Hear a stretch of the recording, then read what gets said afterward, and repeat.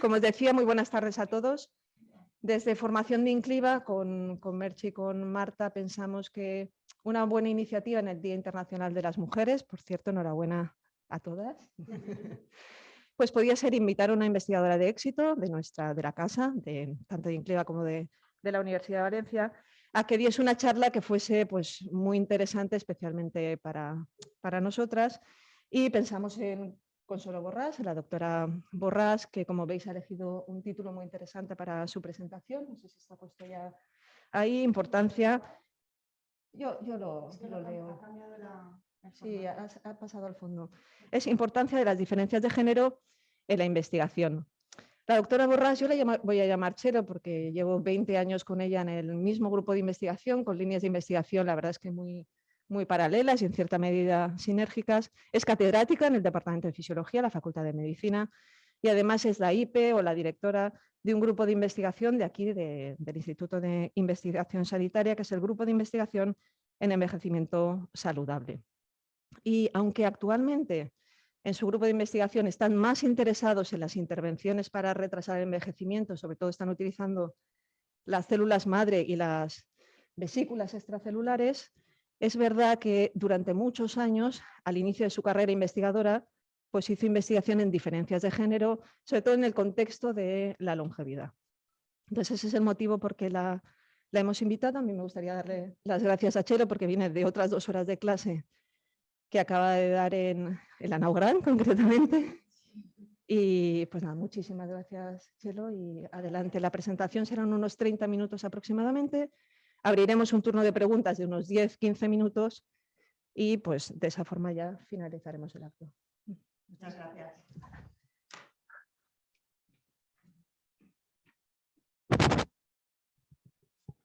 Bueno, pues por supuesto, en primer lugar quisiera agradecer a Mari Carmen su invitación y su presentación para dar este seminario y también a Mercedes Navarro y al Incliva en general por la invitación a dar este seminario en el Día Internacional de la Mujer y que por tanto, pues como decía Mari Carmen, no podía ser de otro tema que algo relacionado con en este caso las diferencias entre mujeres y hombres y cómo esto debe tenerse en cuenta en la investigación porque efectivamente hay diferencias en las distintas enfermedades, en la longevidad, en distintos aspectos relacionados con la salud entre hombres y mujeres.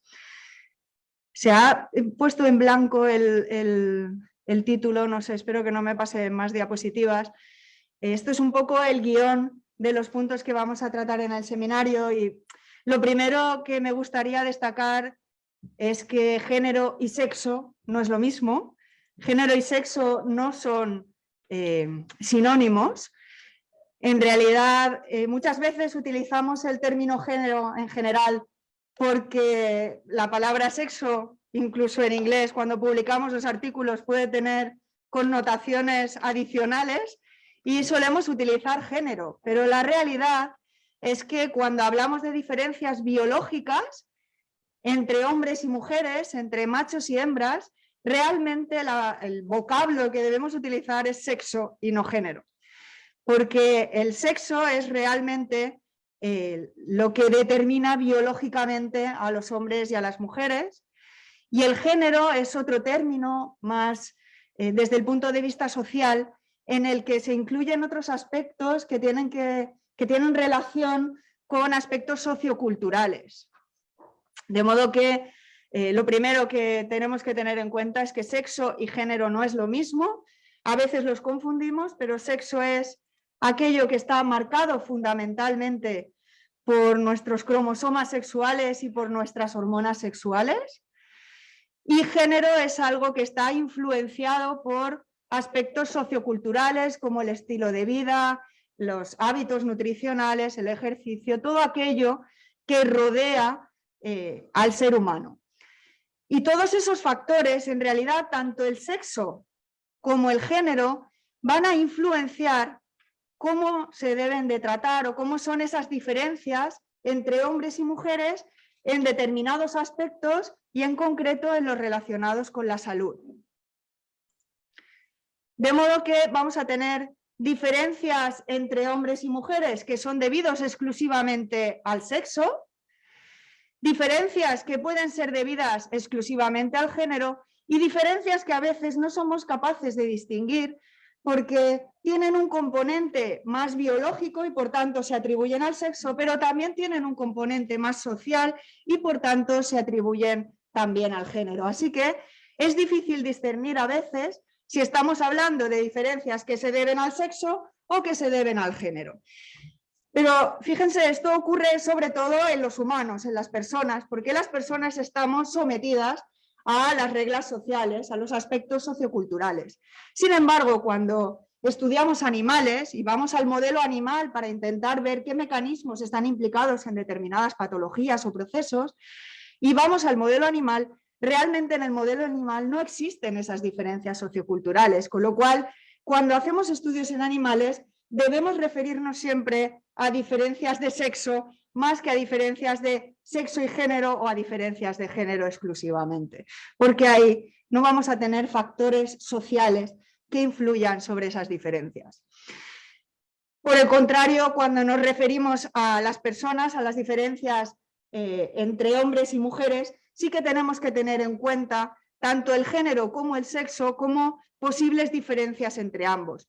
Y hay que tenerlo en cuenta pues, dentro del campo de la investigación médica, también desde el punto de vista de la educación médica y desde el punto de vista de la práctica clínica, porque efectivamente existen diferencias tanto debidas al sexo como debidas al género.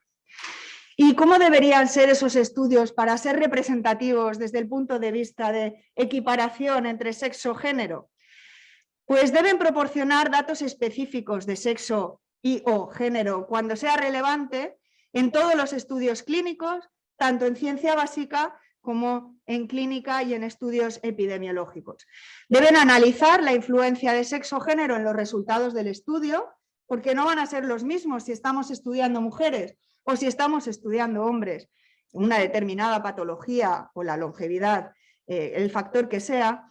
Y también indicar si los análisis de sexo o género que se han realizado a posteriori, es decir, no se ha hecho el diseño del estudio incluyendo hombres y mujeres de forma obligatoria, sino que después se ha visto cuántas mujeres hay, cuántos hombres hay y se ha hecho un análisis posterior porque el estudio puede perder potencia.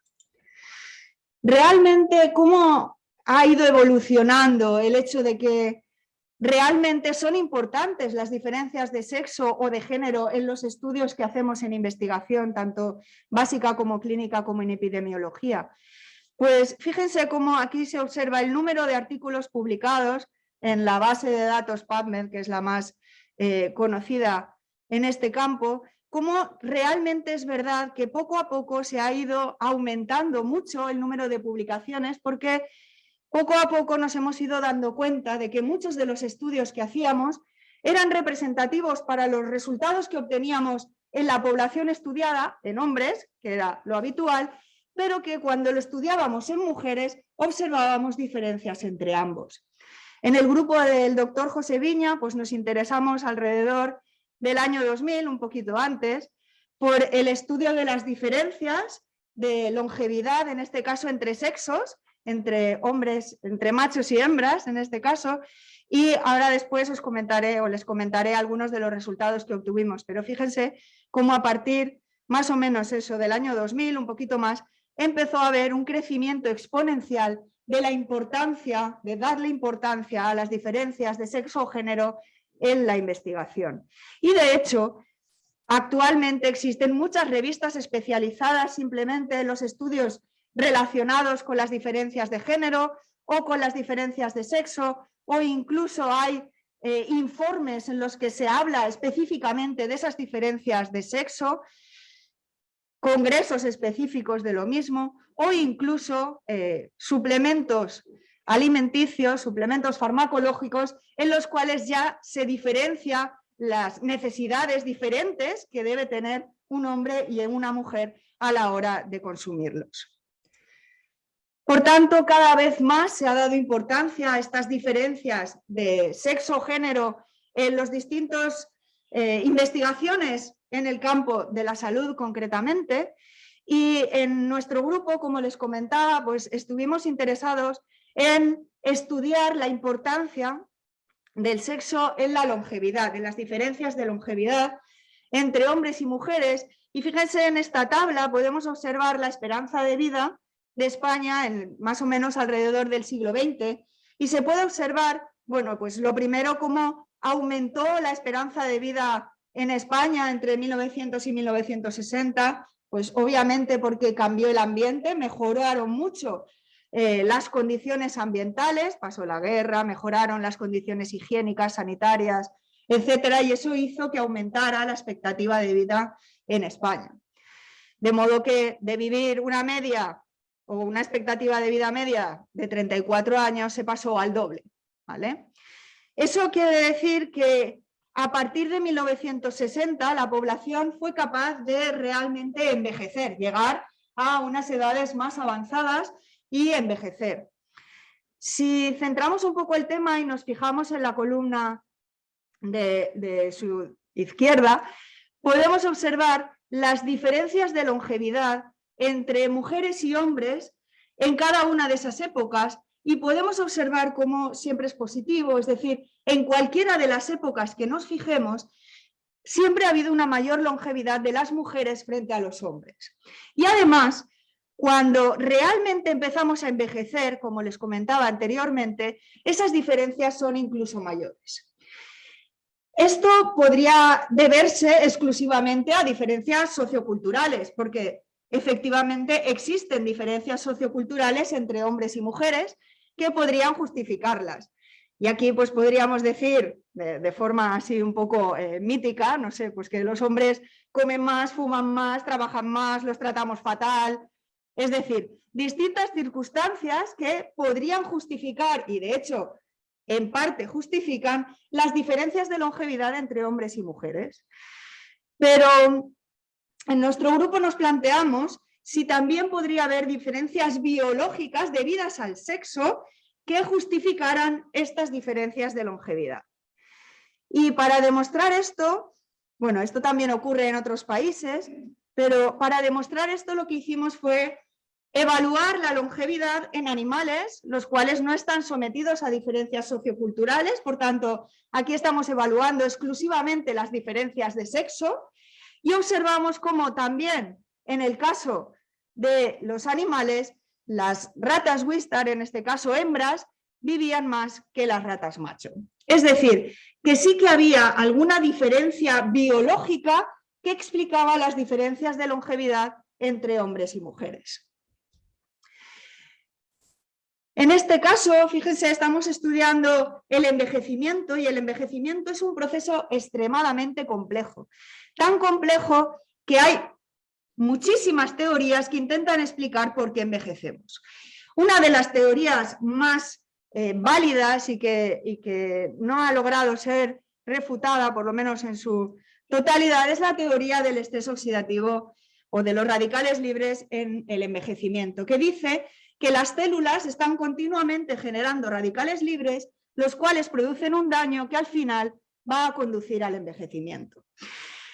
En definitiva, lo que se plantea es que en el ambiente, con la edad, se genera un estrés oxidativo, que es la diferencia entre la cantidad de radicales libres que producen nuestras células y la cantidad de antioxidantes que tenemos para defendernos de ellas a favor de los primeros. En estas situaciones en las que se produce estrés oxidativo, se dice que es probable que se produzcan cambios que conduzcan al envejecimiento. Por eso, en nuestro modelo, estudiamos si había diferencias de estrés oxidativo entre los machos y las hembras que justificaran estas diferencias en la velocidad de envejecimiento y, por tanto, en su longevidad. Así, algunos de los resultados que obtuvimos fueron en mitocondrias aisladas, como las mitocondrias de las ratas macho, que serían las columnas grises.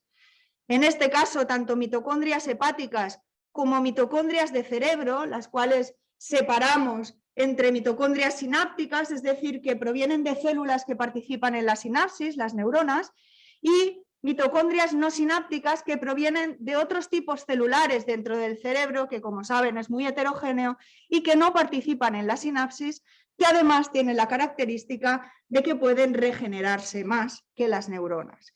En cualquier caso, lo que obtuvimos es que las mitocondrias de las ratas macho producían más cantidad de radicales libres que las mitocondrias de las ratas hembra.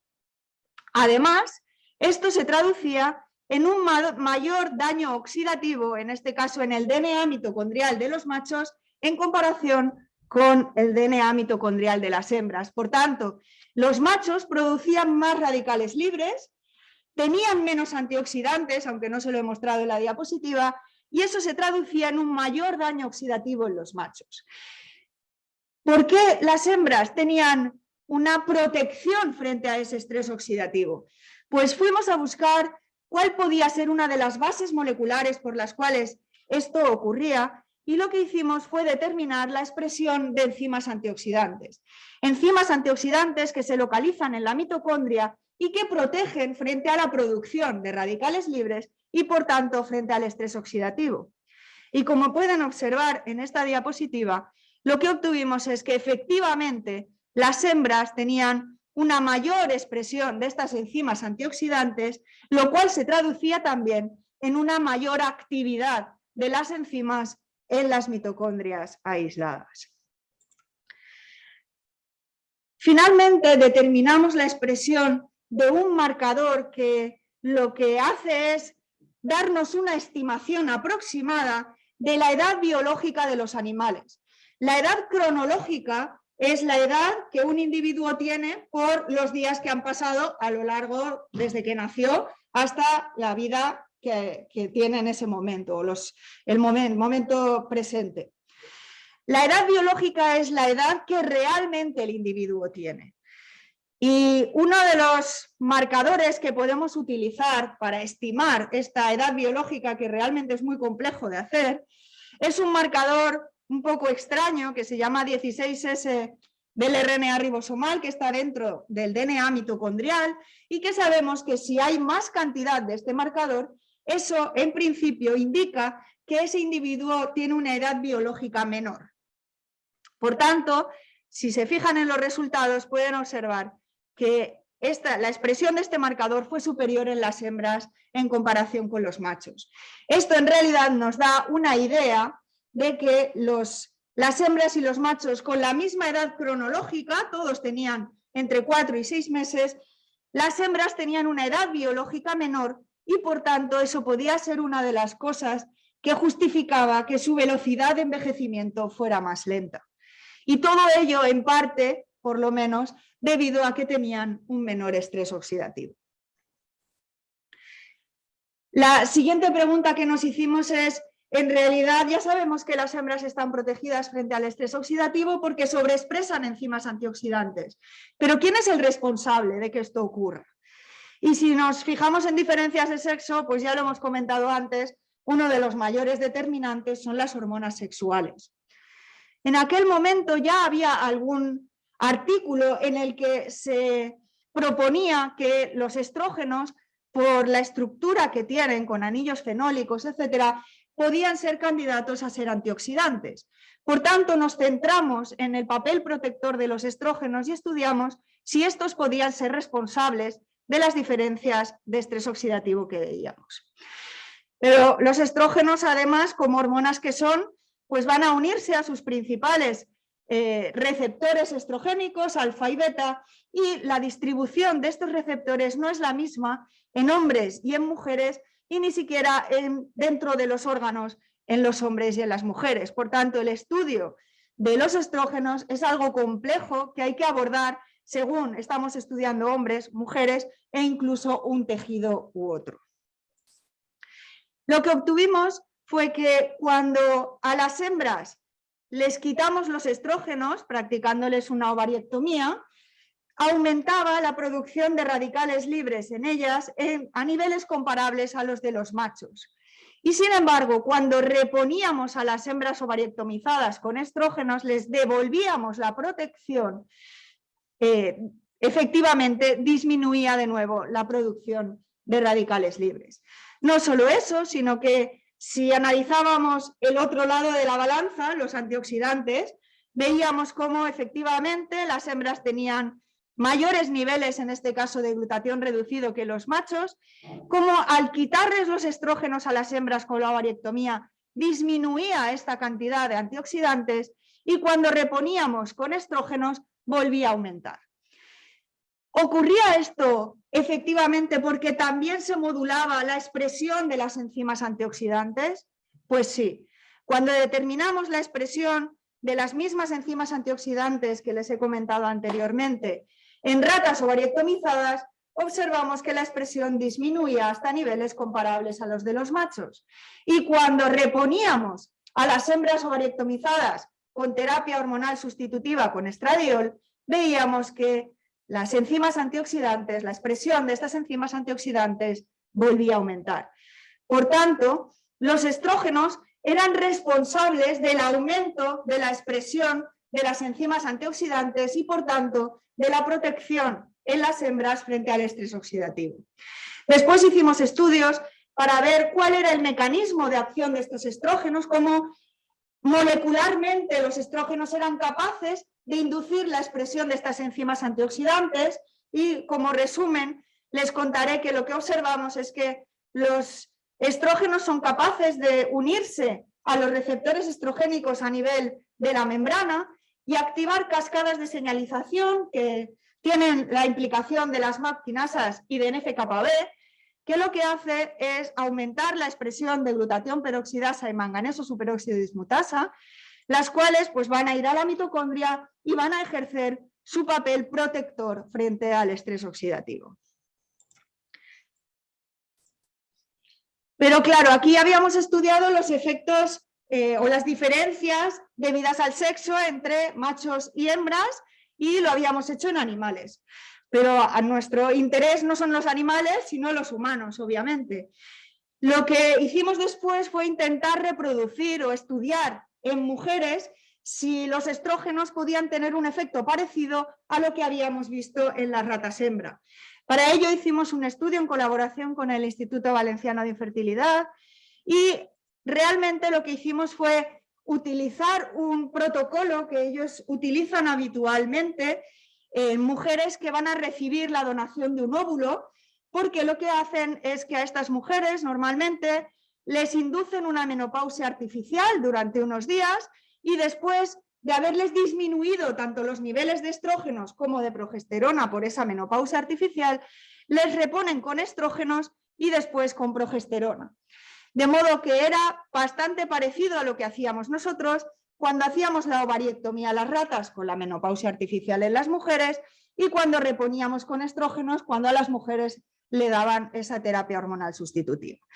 Lo que hicimos fue coger sangre en cada una de esas etapas y medir aquello que era posible en humanos, es decir, extrajimos sangre y en la sangre medimos parámetros antioxidantes y aislamos células mononucleares y de ellas el RNA para poder determinar la expresión de distintas enzimas que ya habíamos visto en los animales.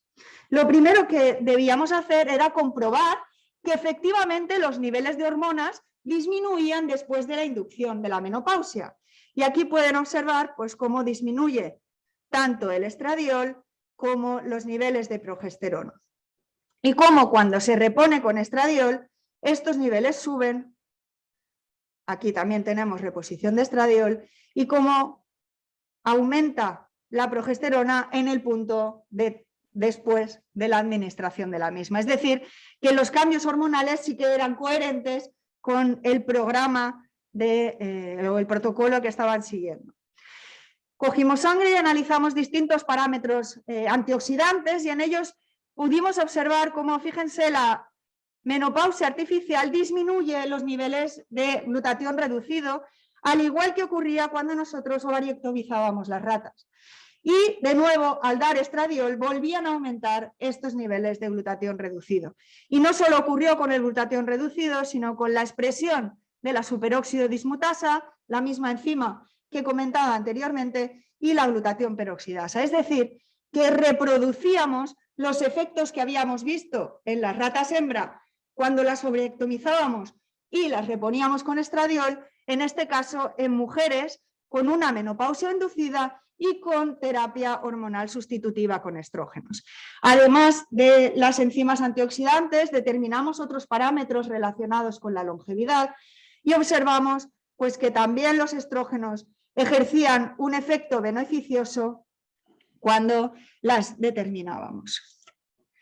Y por último, también determinamos este marcador de longevidad que les he comentado anteriormente, el 16S del RNA ribosomal, y también observamos cómo después de la menopausia disminuía y cuando dábamos estradiol volvía a aumentar.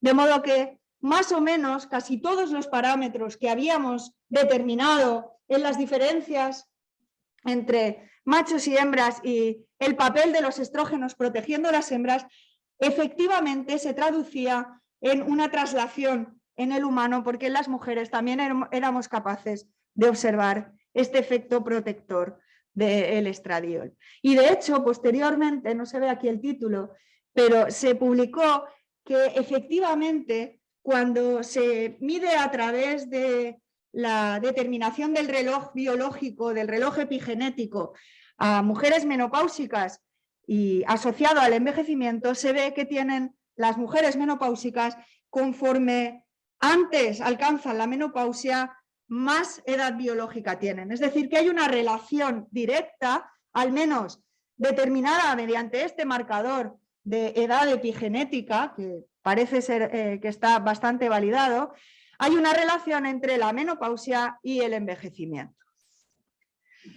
Pero claro, la siguiente pregunta fue, ¿pero son los estrógenos beneficiosos en cualquier situación? Y obviamente pues la respuesta es que no, porque se ha asociado a la mayor incidencia o la relación con algunos tumores y además son feminizantes, con lo cual no podemos plantearnos dárselos a los machos o a los hombres para que vivan un poco más, porque los efectos secundarios pues, serían peores. De modo que estudiamos si podría haber otras moléculas que fueran capaces de hacer los efectos beneficiosos de los estrógenos sin tener esos efectos secundarios. Y nos fuimos a los estrógenos de las plantas. Los estrógenos de las plantas son los fitoestrógenos y en este caso, en colaboración con el doctor Giovanni Mann en Londres, estudiamos el papel de la soja, que es rica en fitoestrógenos, como un modulador de ese estrés oxidativo e incluso de la función cardíaca, y observamos cómo las ratas que comían soja, en este caso ya lo hicimos en machos, les dimos soja a machos, rico en fitoestrógenos, esta soja, y lo que observamos es que la soja también era capaz de inducir enzimas antioxidantes en los animales que la ingerían y además eso se traducía en una mejor función cardiovascular. Aquí tienen una imagen en la que se observa la presión arterial sistólica en ratitas que no comían soja, en ratitas que comían soja durante toda su vida o en ratitas que comían soja los 6 últimos meses de vida. En realidad, intentando demostrar si se puede empezar tarde a tomar soja y que también tenga un efecto beneficioso. Por tanto, lo que vimos es que los fitoestrógenos de la soja eran capaces de mimetizar los efectos beneficiosos de los estrógenos. Pero fíjense, si ven esta curva, cuando estudiamos la tasa de mortalidad por enfermedad coronaria en el mundo, encontramos que Japón, pues un país que come mucha soja, ¿vale? Tiene la menor tasa de enfermedad coronaria en el mundo. Y si nos fijamos en los siguientes 3, 4, Francia, España, Italia, Grecia, tienen también en común algo que no es comer soja, son países mediterráneos y además dentro de eso, pues no comen soja, pero beben vino tinto. Resulta que el vino tinto también es rico en fitoestrógenos, el resveratrol, de hecho, es un fitoestrógeno. Y además, epidemiológicamente, se sabe que el consumo de vino tinto de forma moderada puede tener efectos beneficiosos sobre la salud. Sigue lo que se llama una curva en J, en la cual lo que se observa es que no tomar nada de vino tinto tiene un riesgo de mortalidad 1, es decir, no tiene ningún efecto. Sin embargo, tomar vino tinto alrededor de 1 o 2 copas al día, que serían alrededor de 7, 14 la semana, pero por supuesto repartidas a lo largo de toda la semana, disminuye el riesgo relativo de mortalidad. Y luego ya si te pasas, pues obviamente los efectos deletéreos son muchísimo peores. Y por supuesto esta recomendación pues siempre es en personas que no tengan ninguna contraindicación frente al consumo de alcohol, ¿vale? Pero bueno, epidemiológicamente parece ser que el consumo de vino tinto está asociado con una reducción en el riesgo de mortalidad. Y nosotros quisimos ver si efectivamente esto también tenía una base biológica y demostrar si era verdad en una población controlada. En humanos es muy difícil hacer un estudio nutricional si no lo haces con poblaciones muy grandes, es decir, estudios más de tipo epidemiológico, porque hay tantos factores que influyen que es difícil saber si realmente lo que está ocurriendo se debe, en este caso, al consumo de vino tinto. Por eso nos fuimos a una población controlada, en este caso a las moscas Drosophila melanogaster.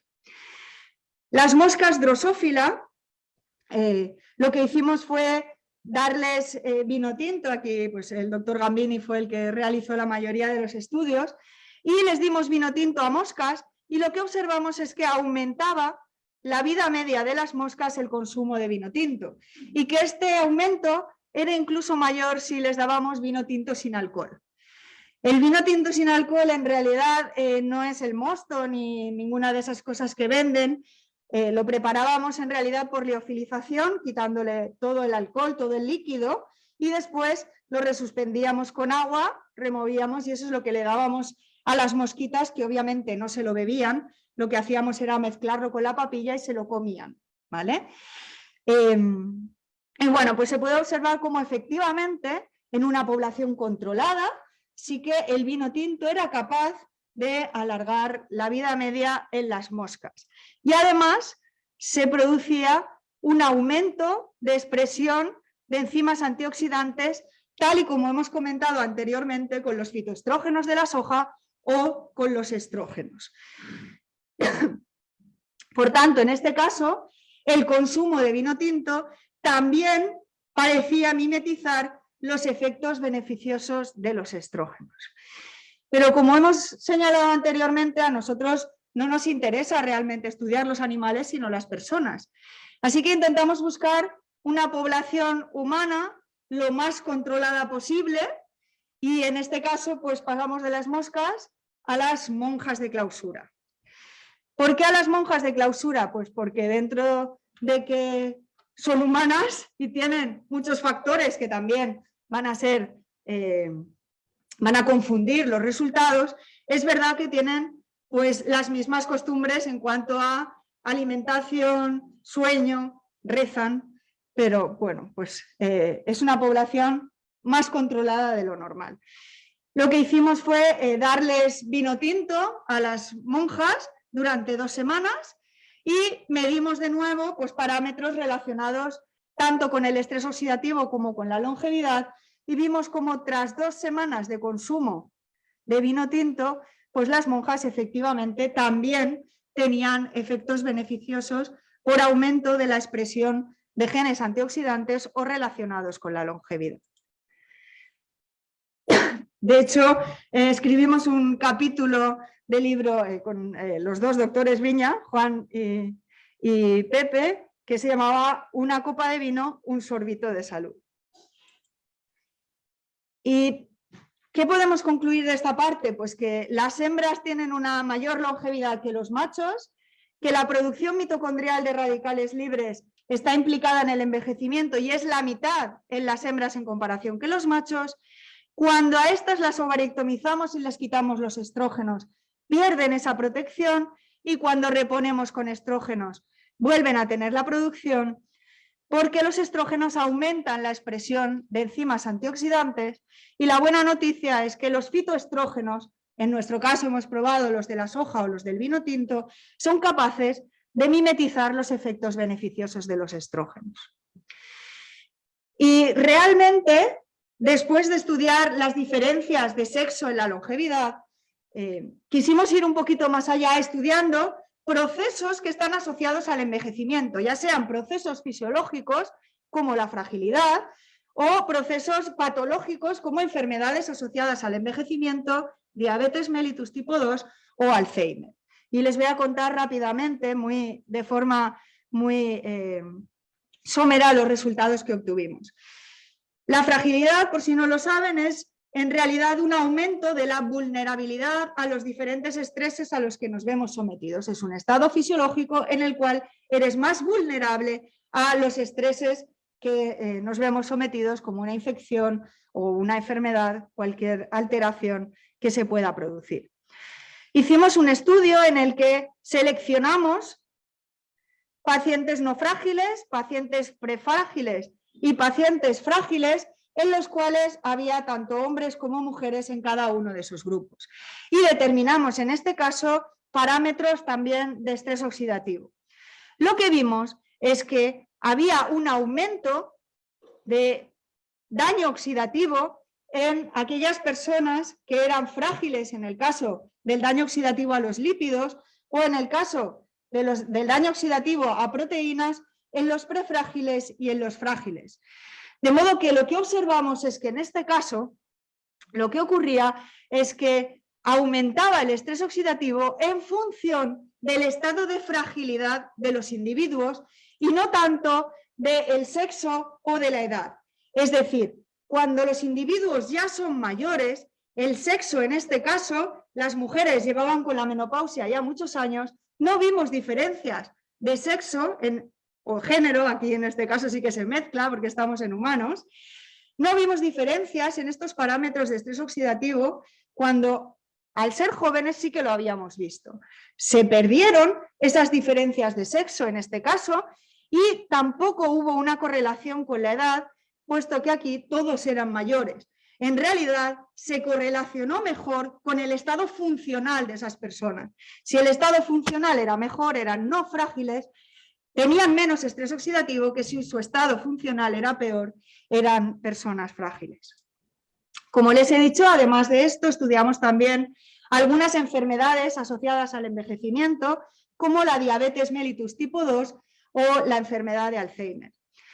Y lo que observamos es que efectivamente en un modelo animal, aquí volvemos a hablar de sexo, observamos que había diferencias en la evolución de la enfermedad entre ratitas macho y ratitas hembra. Aquí tienen la evolución de los niveles de glucemia en sangre en las ratas macho a lo largo de la edad y cómo las ratas hembra no tenían un aumento en esa glucemia o por lo menos estaba retrasado en el tiempo hasta donde nosotros medimos. Y de hecho, la longevidad de las ratas hembra fue muy superior a la de las ratas macho cuando establecimos un criterio de sacrificio de 200 miligramos por decilitro de glucemia en sangre. Por tanto, lo que estos estudios nos decían es que efectivamente también hay diferencias de sexo en el desarrollo de enfermedades asociadas al envejecimiento, como en este caso la diabetes mellitus tipo 2. Y al final eso está totalmente justificado porque la realidad es que si la velocidad de envejecimiento en las hembras es más lenta, van a retrasar también la aparición de enfermedades asociadas al envejecimiento o por lo menos mientras mantengan esos niveles de estrógenos de forma fisiológica.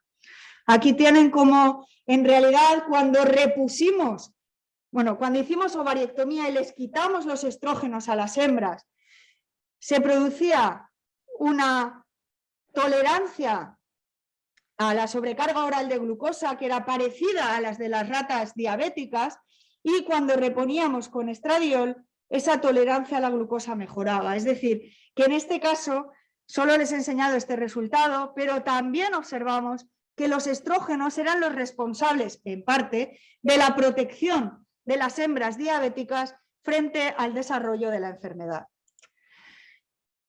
También estudiamos los fitoestrógenos, en este caso en los machos, y de nuevo observamos cómo los machos que ingerían soja tenían una mayor expectativa de vida en comparación con los que no ingerían soja. De modo que reproducíamos los mismos estudios que habíamos visto en condiciones normales, de envejecimiento normal, en este caso en una condición patológica asociada al envejecimiento. Como les decía, también estudiamos el papel de las diferencias de sexo en la enfermedad de Alzheimer y en este caso lo que hicimos fue tratar a animales ovarictomizados con genisteína, que es el principal fitoestrógeno que está en las hojas, es decir, fitoestrógenos de nuevo, y como ejemplo les pongo una imagen en la cual determinábamos los niveles de beta-amiloide en cerebro, determinados por tomografía de emisión de positrones, en la que veíamos cómo efectivamente cuando tratábamos a los animales con este fitoestrógeno, con la genisteína, disminuía el depósito de beta-amiloide en el cerebro, que es uno de los parámetros habituales para determinar la gravedad de la enfermedad. Después desarrollamos algunos estudios en los que introdujimos la genisteína dentro de nanopartículas para intentar que llegara específicamente al cerebro, que pasara la barrera hematoencefálica y llegara específicamente al cerebro.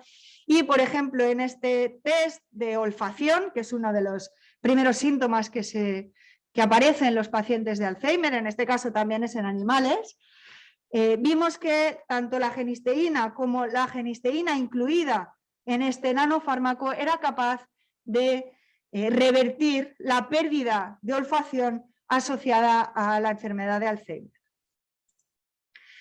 Esto nos llevó al doctor Viña a desarrollar un ensayo clínico aquí en Incliva y en colaboración con distintos hospitales, en el cual pues, se está administrando genisteína a pacientes con Alzheimer poco desarrollado, es decir, pacientes que empiezan a desarrollar la enfermedad, para ver si puede ser un tratamiento para esta enfermedad, probablemente para retrasar la velocidad de la enfermedad más que para revertirla, porque eso parece que es bastante complicado, de hecho ya es complicado retrasarla, pero bueno, pues se está llevando a cabo este ensayo clínico para intentar ver si los resultados que hemos obtenido en animales realmente también son trasladables a los humanos y ojalá así sea y podamos obtener resultados esperanzadores, que de momento lo son, pero hay que aumentar la N. Así que como conclusión, acabo ya, cada vez se tiene más en cuenta las diferencias de sexo o género. La trayectoria de envejecimiento es diferente en hombres y en mujeres. Los estrógenos protegen a las mujeres hasta la menopausia. La prevalencia de fragilidad es mayor en las mujeres. Las mujeres están protegidas frente a algunas enfermedades asociadas al envejecimiento. Y como conclusión general, simplemente destacar que efectivamente hay diferencias de sexo y género en diferentes enfermedades y que además no solo es importante estudiar las distintas enfermedades entre hombres y mujeres, es decir, el papel del sexo, sino que además estas diferencias cambian a lo largo de la edad y no son iguales en las personas mayores que en las personas jóvenes, con lo cual siempre hay que tener en cuenta la edad del individuo y el sexo del individuo si queremos hacer un buen estudio de investigación. Y con esto simplemente agradecer al grupo Fresaid, dirigido por el doctor Viña, pues toda su colaboración, por supuesto al doctor Viña, que ha dirigido todos estos estudios, y a todos ustedes que están aquí y en la onda, su atención. Muchísimas gracias.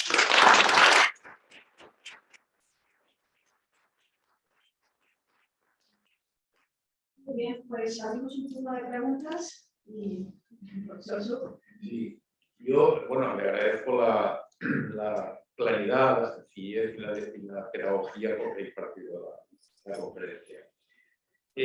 Mire, a mí me ha emocionado un poquito el título y le voy a decir por qué. Mi maestro era el profesor Viña Giner, padre del profesor Viña Giner, y él, entre los muchos trabajos que planteaba, que luego se publicaban, es que entonces era mucho más difícil publicar en revistas de prestigio. Y se publicaba poco, pero se hacían cosas muy interesantes. Y él ya, en los años 60, finales de los 60, principios de los 70, planteaba, lo digo para que lo sepa, en lo que habrá que buscar, tendremos que buscar dónde está publicado, porque está publicado mucho, más que son revistas que, por ejemplo, Medicina Española, que no tenían, bueno, entonces tenía un cierto impacto, pero era de 0,00. Pero estaba en el conjunto, quería. Pues él tenía la idea de ver por qué los estrógenos, por ver algo que era evidente, y es que las mujeres tenían menos problemas cardiovasculares que los hombres, menos infartos. El tema suyo era el infarto. Y entonces él planteó unos experimentos muy interesantes cuando consiguió un contador de centellero. Entonces, estamos hablando de finales de los 60, principios de los 70. Inyectó estrógenos marcados con los grupos radioactivos en ratas macho y ratas hembra. Y vio que en el territorio coronario, en el corazón, no recuerdo ahora si era exactamente en el territorio coronario del corazón, de las hembras, la retención de estrógenos era mucho mayor que en los animales machos. Me recuerdo la época, Sí. Lo que pasa es que como tantas investigaciones planteó Robina, muy interesantes, algunas extraordinarias, no se publicó, pues, pero bueno, lo vengo a decir porque sepa que esas diferencias ya se empezaron a estudiar en esa época. Bueno, y podría hablar también de las diferencias cuando quiso inyectar testosterona marcada con isótopos reactivos.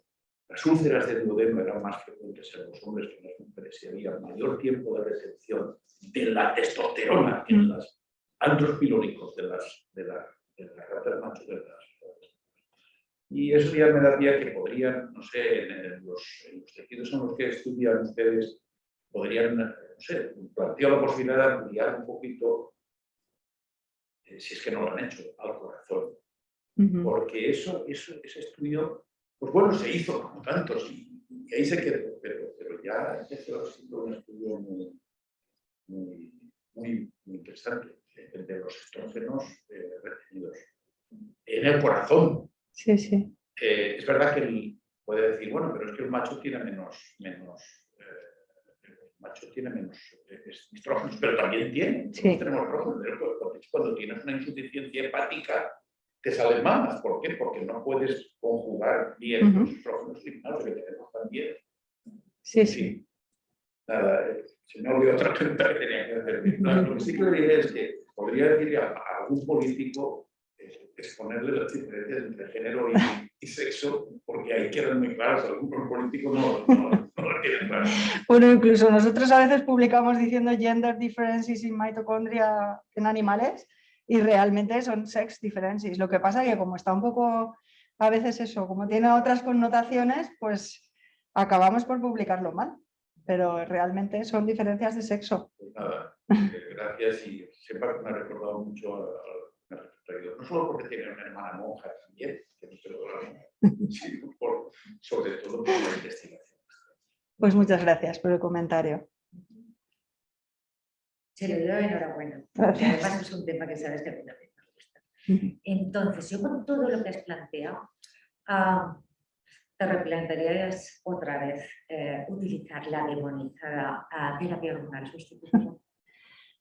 Pues lo cierto es que después de que apareciera el estudio aquel catastrófico en el que se demostró que la terapia hormonal sustitutiva era perjudicial o bueno, no era tan beneficiosa como se esperaba, es verdad que se estudió con muchísimo detalle ese ensayo clínico y se vio que había algunos errores que eran bastante importantes.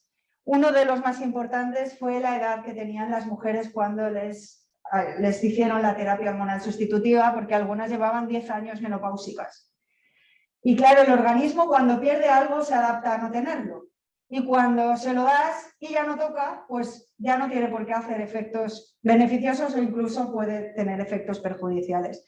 Ese fue el punto más crítico y de hecho se empezó a hablar del tiempo crítico de la administración de la terapia hormonal sustitutiva. Y yo creo que eso desde luego es fundamental. También se vio que la mejor forma de administración era a través de subcutánea, a través de parches transdérmicos, porque la liberación es más sostenida. Bueno, ese estudio se estudió con mucho detalle para ver qué cosas podían haber salido mal, porque la realidad es que todos los estudios que se habían hecho, no como el ensayo clínico, sino independientes, habían visto que realmente la reposición con estrógenos era positiva y de repente el resultado fue catastrófico. A la vez, cuando se vio cuál era la mejor forma de administración, se empezaron a hacer otros ensayos clínicos que están publicados y en los cuales se ha visto que efectivamente la terapia hormonal sustitutiva con estrógenos pronto después de la menopausia, con parches transdérmicos, con una progesterona adecuada, en fin, distintos factores, se ha visto que no tiene efectos perjudiciales y que sí que tiene efectos beneficiosos. Yo creo que al final lo mejor es intentar irnos a lo más individualizado posible, ¿no? En una persona determinada, con determinadas características, ¿es aconsejable dar esa terapia hormonal sustitutiva o no? Pues me imagino pues, que depende de los síntomas. Yo no soy médico, así que no voy a hacer ninguna recomendación, pero creo que al final la atención individualizada en esos casos es lo más recomendable, pero teniendo en cuenta que se ha visto que bien dada parece que sí que tiene los efectos beneficiosos que todos esperábamos que tuviera. Y luego, bueno, dos comentarios. Uno al doctor Suk, que evidentemente los estrógenos sí que afectan al sistema cardiovascular desde el punto de vista protector, tanto porque liberan óxido nítrico como prostaciclina. Pero además es que disminuyen la actividad del sistema inmune y por tanto la disfunción endotelial. Y luego, por otro lado, ya os lanzo una idea, porque vosotros sois expertos tanto en este tema como en Alzheimer. Y la semana pasada salió un artículo en Nature que decía niveles altos de FSH en la menopausia asociados con el desarrollo de Alzheimer en la mujer. Y a mí me pareció tremendamente interesante, pero yo no trabajo en ese tema.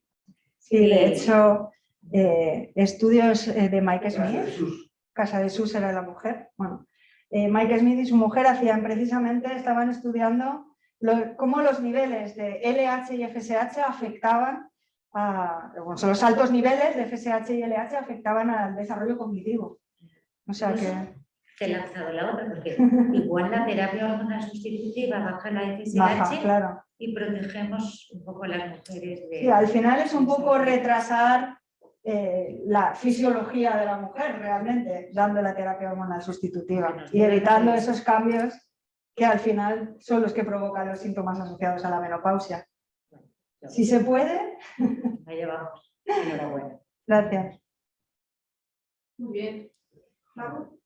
Sí, enhorabuena al grupo, porque la trayectoria impresionante. A mí me gustaría, no sé, que hacer un comentario sobre el posible uso de fitoestrógenos. Yo recuerdo hace unos años que había algunos artículos donde decían que tenían efectos cancerígenos.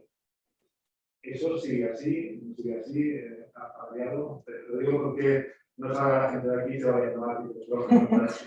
No sé cómo está. A ver, al final los fitoestrógenos, hay muchísimos tipos de fitoestrógenos y todos ellos son moduladores de los receptores de estrógenos. De modo que en función del receptor de estrógenos al que mayor afinidad tenga, puede tener relación con efectos relacionados con la proliferación y por tanto podría asociarse en algún caso a efectos de aumento de proliferación y riesgo de desarrollo de tumores. Pero realmente depende del fitoestrógeno que estudies. En nuestro caso, por ejemplo, la genisteína, que es el fitoestrógeno más abundante en la soja, se une fundamentalmente al receptor estrogénico beta y en nuestro caso lo que hemos visto es que este se relaciona fundamentalmente con esa protección frente al estrés oxidativo. De modo que en realidad hay que tener en cuenta qué fitoestrógeno estamos hablando porque todos ellos son capaces de interaccionar con los receptores de estrógenos, pero con más afinidad para uno o con más afinidad para el otro o incluso antagonizando uno u otro. Entonces, no podemos generalizar fitoestrógenos, tenemos que decir qué tipo de fitoestrógenos es para poder decir qué efecto podría tener o si el efecto puede ser beneficioso o no.